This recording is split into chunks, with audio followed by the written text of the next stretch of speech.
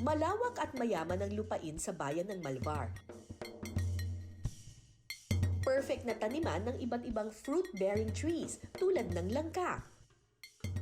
Sa Barangay Bilukaw, matatagpuan ang pinakamaraming puno ng langka sa bayan ng Malvar. Mangunguha tayo ngayon ng langka para makapagginata ang langka tayo at saka makapagpapak tayo ng langka. Eto, may nakikita akong mga langka dito. Ayan. Ang tanong, mukhang madali lang naman kunin. Ang problema, dapat iwasan nating gumanon siya sa lupa, di ba? So, kailangan siguro talian yan. Tuturuan tayo dito ni Kuya. Kuya, magandang araw po. Anong pangalan niyo po? Roliwagan po. Rolly. Roliwagan po. Paano ko tatanggalin yung langka dun sa ano? Pag pula May ka itak kanina. akong dala, may Opo, itak. ito po. Time out muna sa paglusong, akyat naman tayo sa puno ng langka. Ito. Apo, yan. Sige po. What the? Nahay! No! Tita? Apo, yan. Diyan na po. Pwede nyo na pong ilusot ang tali. Kapit po kayo, ma'am. Ganyan? Apo, bantayan nyo po sa gitna. Baka malaglag. Ay, basta i-fix nyo lang po na nababagitin po kagaya ko kanina. Ganyan? Sige po. Paikot. Wait lang, pose. Sige po, sige po. Ako'y ano paalala. Parang mali! Wait lang! Girl Scout, Girl Scout, Girl Scout. Girl Scout. Kalimutan ko kung paano yung pagtatali ng mga Girl Scout eh. Tinuruan na kami ng ano namin, Scout Master eh. Ayan, okay. Sige, kuya. Gets na. Pwede pala sa ulo. Ako sa ito. Sige po, baba na po. Tapos ito, hawakan nyo po bago po tayo. Ay, hahawakan ko rin? Kapag naitali na ang langka, pwede nang tagain ang sanga nito. Pwedeng hiwain lang. Wait lang! Baka malaglag. Kuya, pwede mong hawakan na? Hawak ko po. Sige, kasi. Hawakan mo, kuya, ha? Wala akong buwelo, eh.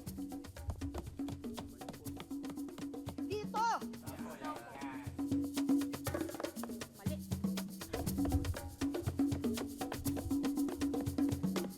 Hindi ka pa ba matatanggal? Sige po. Ito na! Wait lang, ha? Mapwesto ako maganda. Maya-maya pa, Yan na! Ayan na! Wait lang po! Sige po, suksok mo na pong gulok. Suksok! Ang bigat, kuya! Sige po, alalay po ako. Tama. Wait lang. Sige po. Yan. Sige. Ayan, sige po. Ayan na.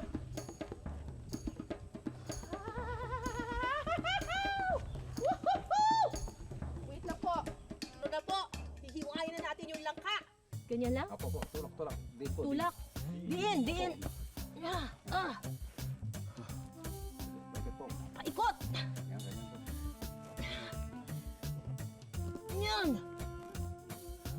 Yan. Yeah. Bukas na po. Yung. Yan na. Yung po, malambo.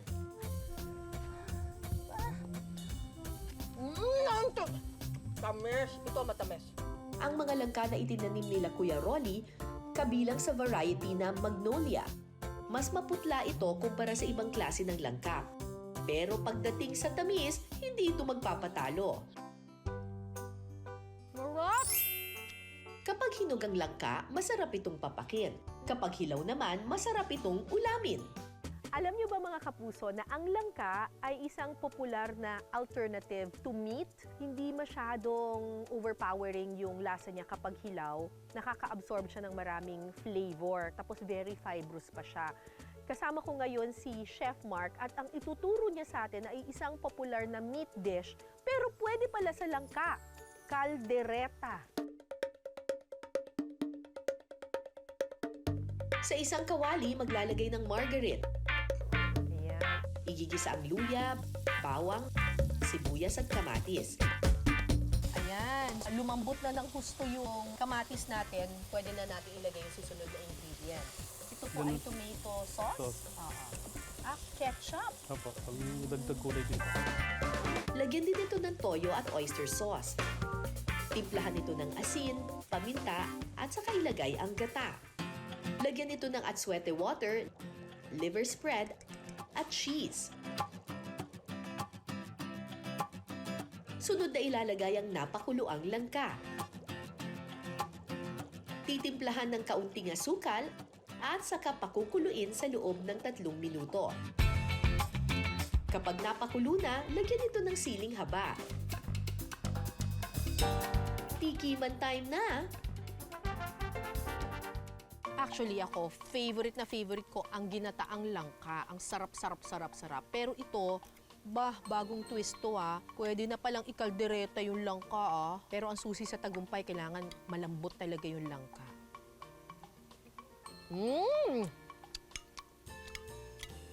Masarap Malinamnam siya. Yung nalalasa mo yung asim-asim, pero nandun yung linamnam. At saka ang perfect na pagkakaluto ng langka, talagang sumama na yung lasa doon sa langka, na-absorb na niya ng tuluyan. Love it! I love it! May nangunguya ka pang cheese doon, Panalo!